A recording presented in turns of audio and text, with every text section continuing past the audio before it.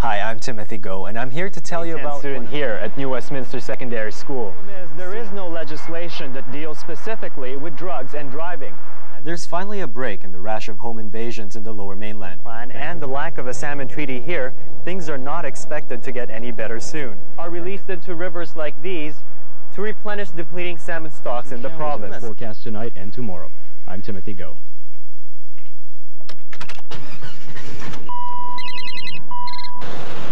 Drinking and driving is dangerous, but driving under the influence of drugs is even worse, especially if you happen to be around one such driver. Sasson Solari knows that firsthand. His common-law wife, Tara Nash, was struck and killed by a drug-impaired driver last December while she was cycling along the street. It's difficult for Solari to understand the circumstances behind Nash's tragic death. Why Gordon Julius, the driver of the car, was allowed to drive even after numerous impaired driving convictions. Well, I think the whistle should have been blown on him a long time ago. He's had a history of substance abuse, a history of driving while under the influence. He's been caught twice in the last 6. This is the third offense in the last 6 years. Someone should have realized that this person shouldn't be driving, and something should have been done maybe on his first or second offense. The problem is there is no legislation that deals specifically with drugs and driving, and police want that changed. They want to see new laws that would make it easier for them to arrest drug-impaired drivers on the road. Corporal Douglas Ferguson is one of the very few drug recognition experts in the city, and he says drugs and driving is a serious safety issue, and lawmakers should give police more power to deal with them. What I think the law needs to do, or at least the lawmakers have to do, is address the issue of drug impairment as with regard to permitting the police to collect the proper evidence. Right now, police have to go through a lengthy testing process before they can charge a person driving while high on drugs. Corporal Ferguson says no one would like to be around a drug-impaired driver. Drugs could have many effects that will lower the driver's ability to operate a vehicle.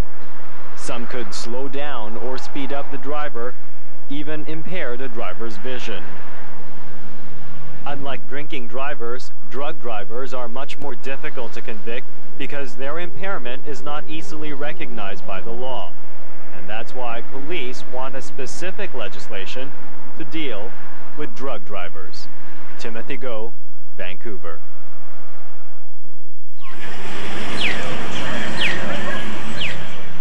If BC Transit has its way, Granville Street, just south of the bridge, will see major changes by next year.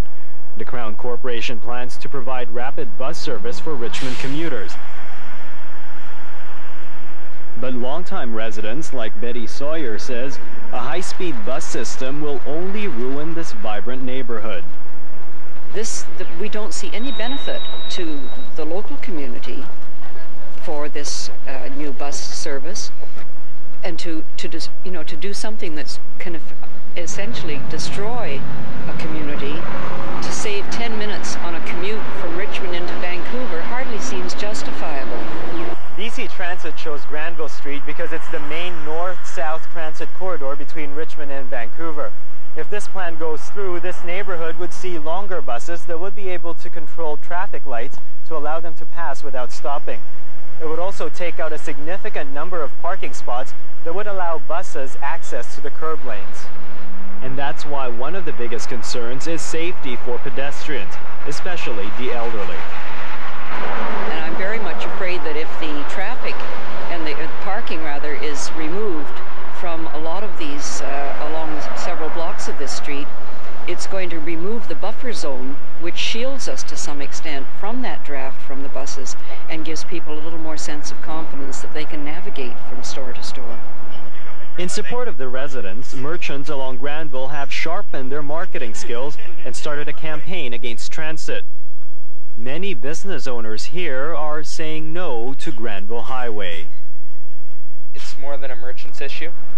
We feel the reason that we have got behind this issue so greatly is because the residents have come to us and said this really concerns our community, and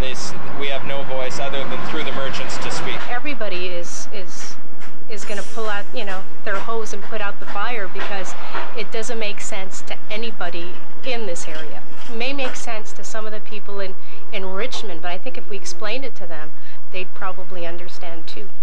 And that's exactly what Sawyer is hoping for. But until then, she says her community will fight for their rights as residents of this charming neighborhood. Timothy Go, Vancouver. Newsbreak from the newsroom of CKWX, News 1130. Good evening, I'm Timothy Go. The Fraser River is expected to reach the warning level tomorrow, and the Provincial Emergency Agency is asking those living outside the diking system to be prepared in the event of a flood. The provincial government is finally getting out of the casino business. Gaming Minister Mike Farnworth says the province will no longer control gambling, local governments will. Mortgage rates are expected to come down across the board after the CIBC announced that it is lowering mortgage rates by up to 1/5 percentage point. There's still no settlement reached between Pacific Press and its unionized employees. Both sides are still talking, and the union says there will be no strike as long as negotiations continue. And a 5.7 earthquake shook the ocean bed off Vancouver Island this morning. A mild quake also rocked parts of Delta earlier this week. The Alaskan fishing boat seized by Canadian authorities has been released. The U.S. Coast Guard, in the meantime, is sending 2 additional cutters and an aircraft to defend a zone along the BC-Alaska border. 4 people have been injured after a pulp mill explosion in downtown Bellingham. There have been no reports of any fatalities, and the Bellingham Fire Department says everyone has been accounted for. The provincial Liberals are criticizing the NDP government's move to set up the Vancouver Trade and Convention Authority in Ottawa. MLA Rick Thorpe says the government is trying to hide something.